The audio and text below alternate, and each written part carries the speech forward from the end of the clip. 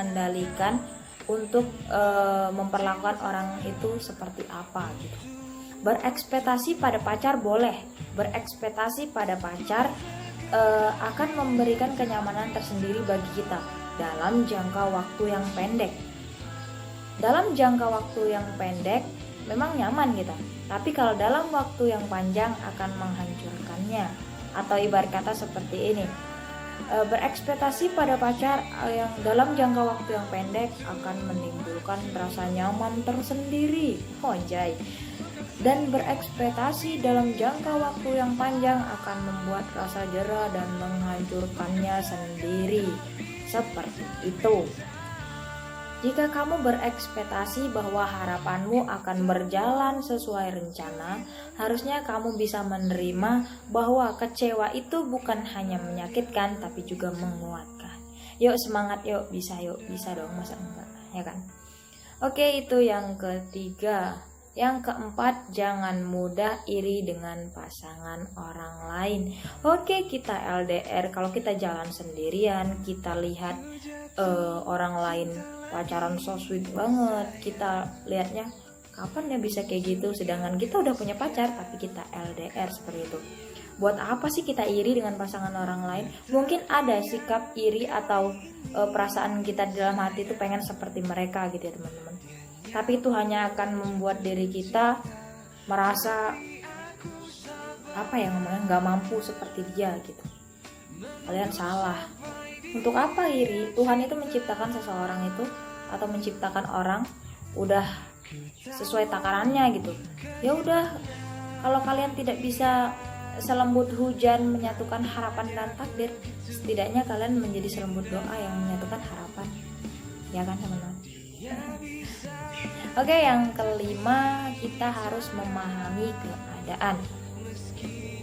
Kita harus memahami keadaan pacar kita seperti apa, hatinya sedang seperti apa, dan lain-lain seperti keuangannya atau keadaan keluarganya itu seperti apa. Kita harus memahaminya itu ya teman-teman. Kita harus bisa ngertiin dia gitu.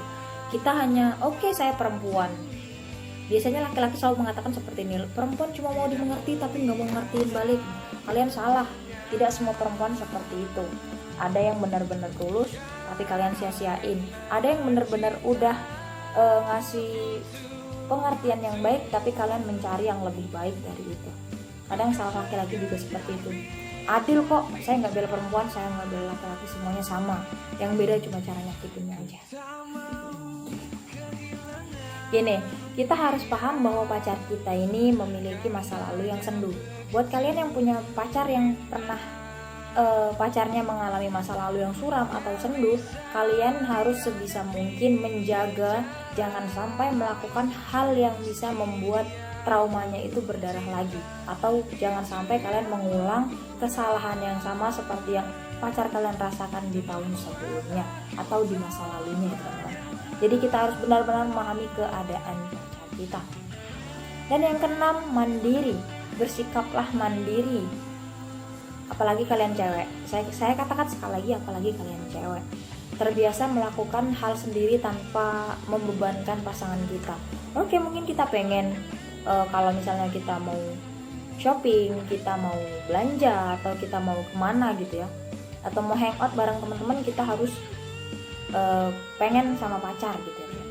Tapi asal kalian tahu ya, LDR ini selain memberikan kita rasa kangen dan lain-lain, LDR juga melatih kita untuk selalu bersikap mandiri, tidak baperan, slow, pengertian, dan punya stok rasa sabar yang banyak.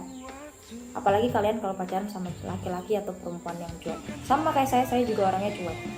Tapi ingat, orang cuek punya cara tersendiri untuk membahagiakan pasangannya. Oke? Jadi seorang wanita yang mandiri itu tidak akan mengemis kepada laki-laki untuk diberi sesuatu. Tapi laki-laki yang bertanggung jawab akan memberi dengan sendirinya tanpa diminta. Baik itu kasih sayangnya, waktunya, cintanya, dan lain-lain ya teman-teman. Buat kalian para wanita, kenapa saya katakan harus bersikap mandiri? Karena pasangan itu tidak selamanya di samping kita. karena dia hanya titipan Tuhan, titipan Allah Subhanahu wa Ta'ala. Kalau nggak diambil Tuhan, ya diambil wanita lain dong. Gini, oke, yang ketujuh, kita harus memberikan kepercayaan atau percaya ya teman-teman. Kita tidak selalu berkomunikasi, tidak selalu memberi kabar, dan tidak mendapat kabar. Kadang kita yang menanti kabar dan dia yang memberi kabar. Kadang dia yang menanti kabar, kita yang memberi kabar. Seperti itu terus siklusnya teman-teman. Jadi cewek otaknya itu selalu sensitif. Pacarnya nggak ada kabar, dia pikirnya cowoknya selingkuh lah, main wanita lain lah, asik sama dunianya sendiri lah. Padahal tanpa kalian tahu ya, mbak-mbak, kakak-kakak, ayu-ayu di luar sana, tidak semua laki-laki seperti itu. Ada juga laki-laki yang terlalu sibuk dengan kerjanya, sibuk dalam artian membahagiakan kedua orang tuanya, kemudian ia menabung.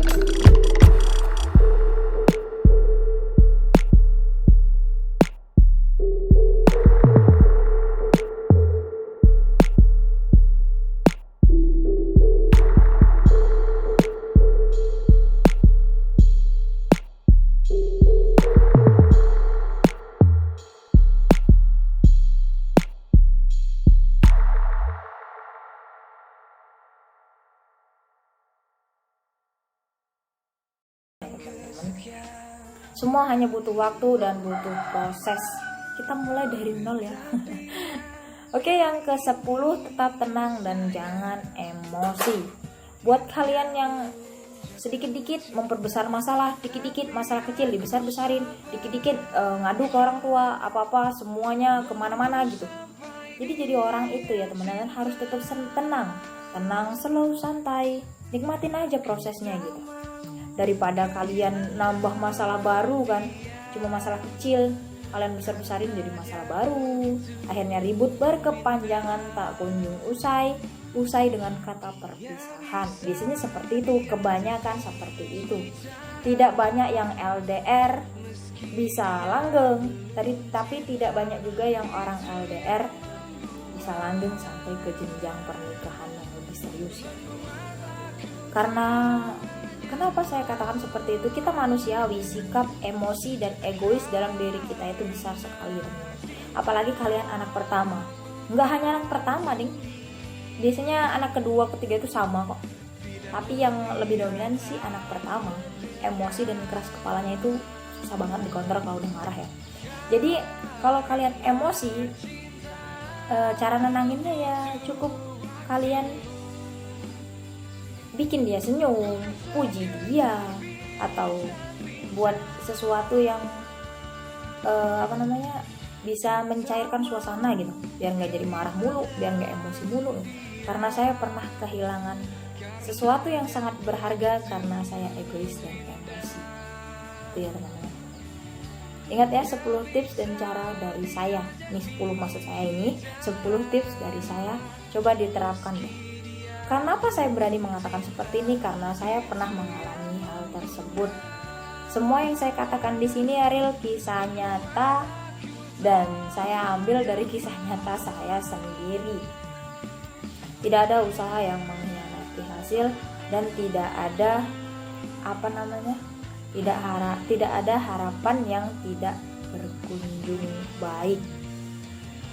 Oke teman-teman, itulah tips dan cara dari saya. Jangan lupa terus tonton video saya. Terima kasih yang selalu support dan tonton video saya. Allah mengagumi kalian. Terima kasih orang-orang baik. Assalamualaikum warahmatullahi wabarakatuh. Bye bye.